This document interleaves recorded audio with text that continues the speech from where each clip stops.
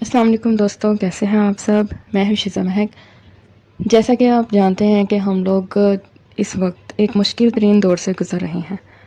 ہر طرف ایک خوف اور دہشت کی فضا ہے، سماجی رابطے منقطع ہو چکے ہیں اور ہر فرد ذہنی تناؤ کا شکار ہے۔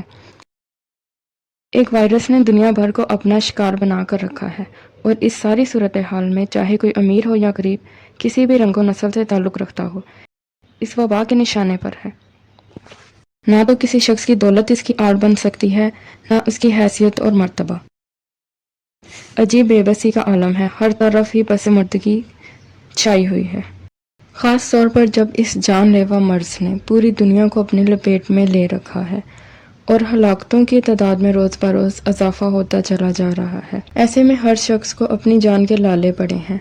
نہ تو ابھی تک ایسی کوئی ویکسین ایجاد ہوئی ہے جو اس وبا کے اثرات سے محفوظ رکھ سکے، اور نہ ہی کوئی دوا۔ ایسے میں اگر اس وبا سے بچاؤ کی کوئی تدبیر ہے تو وہ ہے خود کو قرنطینہ کر لینا، یعنی خود کو آئسولیٹ کر کے سب سے الگ کر لینا۔ یہ نہ صرف ایک شخص کے لیے انفرادی طور پر فائدہ بن سکتا ہے، بلکہ اجتماعی طور پر بھی فائدہ بخش ہے۔ اب چونکہ بقول ارسطو انسان معاشرتی حیوان ہے، اور خود کو تنہا کر دینے کے بعد وہ ڈپریشن کا شکار ہو سکتا ہے، تو ایسی صورت میں مندرجہ ذیل اقدامات اسے پریشان کن صورتحال سے بچانے میں معاون ثابت ہو سکتے ہیں۔ عام طور پر دنیا میں ایسے لوگوں کی ایک کثیر تعداد موجود ہے جو کہ بے چینی اور دوسرے نفسیاتی مسائل کی وجہ سے شدید ڈپریشن کا شکار ہو جانے کے بعد مشکلات میں پھنس جاتے ہیں۔ اس سلسلے میں ماہرین کا یہ کہنا ہے کہ ڈپریشن کی علامات سے آگاہی کسی بھی قسم کی بدترین صورتحال سے بچنے کا واحد راستہ ہے۔ ڈپریشن کی علامات جن میں فوراً خیال رکھنا چاہیے، ان میں نمایاں علامات یہ ہیں: ہر وقت اداسی کی کیفیت کا شکار رہنا، بستر چھوڑنے کا دل نہ چاہنا، نیند میں کمی، بھوک نہ لگنا، اور انتہا درجے تک خود کو تنہا کر لینا شامل ہے۔ خصوصاً کرونا وائرس کی موجودہ صورتحال میں طبی ماہرین ڈپریشن سے بچاؤ کے لیے چند ہدایات دیتے ہیں جو کہ پیش خدمت۔ اب سوال یہ اٹھتا ہے، قرنطینہ میں کیسے وقت گزاریں؟ اتنے دن تنہا رہنے سے افراد ذہنی اذیت کا شکار ہو جاتے ہیں، تو ایسی صورتحال سے بچاؤ کے لیے کچھ ضروری اقدامات میں آپ کے ساتھ آج شیئر کرنا چاہوں گی۔ نمبر 1، خود کو وقت دیں۔ اس میں کوئی شک نہیں کہ ہر شخص خود کو بے بس اور بے کس محسوس کر رہا ہے، جیسا کہ شاید آپ بھی۔ تو مایوس ہونے کی ضرورت نہیں، کیونکہ ہر اندھیرے کے بعد ایک اجالا آپ کا منتظر ہے۔ ہر رات کے بعد ایک صبح ضرور آتی ہے۔ کسی شاعر نے کیا خوب کہہ رکھا ہے کہ لمبی ہے غم کی شام، مگر شام ہی تو ہے، یعنی وقت گزر جاتا ہے۔ اگر ابھی مایوسی کا دور دورہ ہے تو امید سحر بھی طلوع ہوگی۔ نمبر 2، پارٹی کریں۔ کرونا وائرس کی اس خطرناک صورتحال میں یقیناً پارٹی کا نام سنتے ہی سب کے ذہنوں میں سوالات سر اٹھانے لگے ہوں گے کہ بھلا ایسی صورت میں پارٹی کیسے اور کیوں کر جا سکتی ہے۔ تو یاد رکھیں، ہم ڈیجیٹل ایج میں رہ رہے ہیں، جہاں ورچوئل ریالٹی کا دور دورہ ہے۔ ہم اصل زندگی میں تو ایک دوسرے سے ملنے سے پرہیز کر رہے ہیں، مگر ایک ورچوئل دنیا میں ہم سب سماجی رابطے میں بندھے ہیں۔ واٹس ایپ ہو، فیس بک، انسٹاگرام یا اسنیپ چیٹ، ویڈیو کالنگ اور گروپ کالنگ میں سب ایک جگہ مل بیٹھ کر ایک ورچوئل پارٹی پلان کر سکتے ہیں۔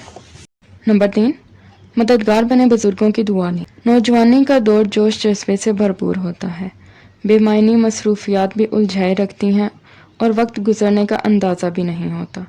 لیکن اس کے برعکس بڑی عمر کے لوگوں کے لیے وقت گزارنا قدرے مشکل ہوتا ہے، خاص طور پر کووڈ-19 میں خود کو قرنطینہ کرنے کے بعد ایسے افراد کا ڈپریشن میں جانے کا خدشہ 20 گنا زیادہ بڑھ جاتا ہے۔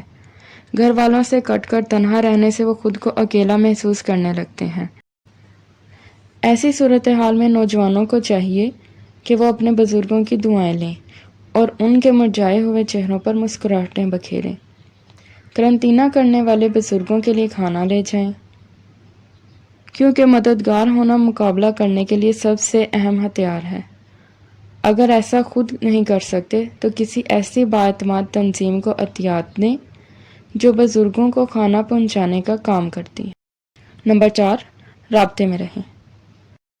کرونا کی فضا میں جہاں جسمانی رابطوں سے پرہیز کرنا ضروری ہے، وہیں روحانی رابطے مضبوط کرنے کی اشد ضرورت ہے۔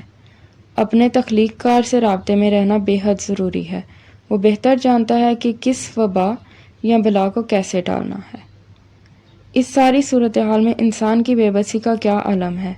اگر کسی کے پاس اختیار ہے تو وہ ہے اللہ عز و جل کی ذات، جو کن کہہ کر سب ٹھیک کر سکتی ہے اور چاہے تو نیست و نابود۔ کرونا وائرس کو اللہ کا عذاب سمجھنے کے بجائے اسے امتحان سمجھیں اور رب کو اپنی بے بسی کا یقین دلا کر اس سے اپنے صغیرہ و کبیرہ گناہوں کی معافی مانگے۔ دنیا اور آخرت دونوں میں بھلائی کے لیے دست سوال دراز ہوں۔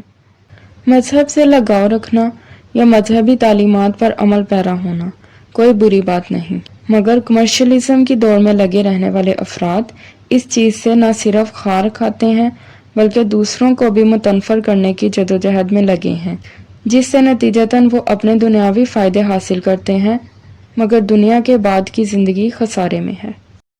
نمبر 5، معالج سے رابطے میں رہیں۔ ایسے مریض جو پہلے سے کسی ڈاکٹر سے معائنہ نہیں کراتے، ان کے لیے بھی اب ڈاکٹرز دستیاب ہیں جو آن لائن مختلف ویب سائٹ یا نمبروں کے ذریعے مریضوں کو چیک کر اور دعا تجویز کرتے ہیں۔ کیونکہ قرنطینہ کرنے والے افراد کو ذہنی الجھنوں کا زیادہ سامنا کرنا پڑتا ہے، ایسے میں اگر حد سے زیادہ بوجھل پن محسوس ہو اور خود کو نقصان پہنچا لینے کا خدشہ ہو تو معالج سے رابطہ کیا جا سکتا ہے۔ نمبر 6، ورزش کریں۔ قرنطینہ میں سارا دن گزارنا قدرے مشکل کام ہے اور ایک جگہ بیٹھے رہنے سے اکتانے کے ساتھ ساتھ وزن کے بڑھنے کا بھی خطرہ ہوتا ہے، تو اس کا بہترین طریقہ یہ ہے کہ ورزش کریں۔ نمبر 7، پرہیز کریں۔ عموماً کچھ لوگوں میں عادت ہوتی ہے کہ وہ کسی نہ کسی بری چیز کے عادی بن چکے ہوتے ہیں، جیسے کہ سگریٹ نوشی، تمباکو وغیرہ۔ قرنطینہ میں جب وہ ایسی کسی مجبوری میں اسے چھوڑتے ہیں تو ڈپریشن میں چلے جاتے ہیں اور کسی بڑی مشکل یا بے چینی کا شکار ہو جاتے ہیں۔ ایسی صورتحال میں ان کے لیے ضروری ہے کہ وہ مناسب غذا لیں، روزانہ اچھی اور مکمل نیند لیں اور کسی نہ کسی جسمانی مشقت کا سہارا جسمانی اور ذہنی طور پر مضبوطی دینے کا باعث بن سکتا ہے۔ نمبر 8، پرسکون رہیں۔ کرونا وائرس سے شاید لوگ اتنے خوفزدہ نہ ہوں جتنے وہ کرونا وائرس سے متعلق 24 گھنٹے چلنے والی بریکنگ نیوز سے ہیں۔ یہ درست ہے کہ اپنے ارد گرد ہونے والے حالات اور واقعات سے واقفیت ضروری ہے، مگر ہر وقت نیوز چینل لگا کر بیٹھے رہنا ڈپریشن کا سبب بنتا ہے۔ اس کا بہترین حل یہ ہے کہ قرنطینہ میں پرسکون ہو کر بیٹھیں، لمبے سانس لیں، آنکھیں بند کر کے خود کو یہ محسوس کروائیں کہ آپ پرسکون ہیں اور جلد کرونا وائرس کا یہ خوف دم توڑے گا۔ اپنے پسندیدہ مشغلے کو اپنائیں، خواہ وہ تلاوت سننا ہو، کتابیں پڑھنا ہو یا پھر مراقبہ۔ نمبر 9، صفائی رکھیں۔ یہ تو تمام افراد جانتے ہی ہوں گے کہ کرونا وائرس ہاتھوں، منہ اور ناک کے ذریعے پھیلتا ہے، سو ہر ممکن کوشش یہی کرنی چاہیے کہ خود کو صاف ستھرا رکھیں، لیکن اس کے ساتھ ساتھ اپنے استعمال کی چیزوں کو بھی صاف رکھیں۔ ایسا کرنے سے آپ کو نہ صرف صفائی میں مدد ملے گی بلکہ یہ ایک اچھی مصروفیت بھی ہے۔ نمبر 10، بے فکر ہو جائیں۔ ہم سب انسان ہیں اور کوئی بھی پرفیکٹ نہیں، پرفیکٹ صرف اللہ تعالیٰ کی ذات ہے۔ جو کوئی انسان کر سکتا ہے وہ احتیاط اور دعا ہے۔ اس ساری صورتحال میں لوگوں کی روزمرہ روٹین، جیسے کام پر جانے والے افراد کی روٹین بھی بدلی ہے، وہ اس وجہ سے بھی خاصے ڈسٹرب ہیں اور خود کو قرنطینہ کے بعد تو مزید پریشانی میں مبتلا ہو جاتے ہیں۔ تو ایسی صورتحال سے بچنے کے لیے آپ کو چاہیے کہ اپنا ایک شیڈول بنا لے، کب اٹھنا ہے، کب ناشتہ کرنا ہے، کب بقایا گھر کے کام دیکھنے ہیں وغیرہ وغیرہ۔ نمبر 11، آگاہی پھیلائیں۔ کچھ لوگوں کی عادت ہے کہ وہ بنا سوچے سمجھے کوئی سا بھی مواد پھیلا دیتے ہیں، بنا تصدیق کیے غلط معلومات کو شیئر کر دیتے ہیں، جس سے نہ صرف خوف و ہراس پیدا ہوتا ہے بلکہ معصوم لوگوں کے لیے وہ خطرناک ثابت ہوتی ہے۔ ایسی معلومات عام کریں جو کہ عوام الناس میں آگاہی پیدا کرنے میں مددگار ہو۔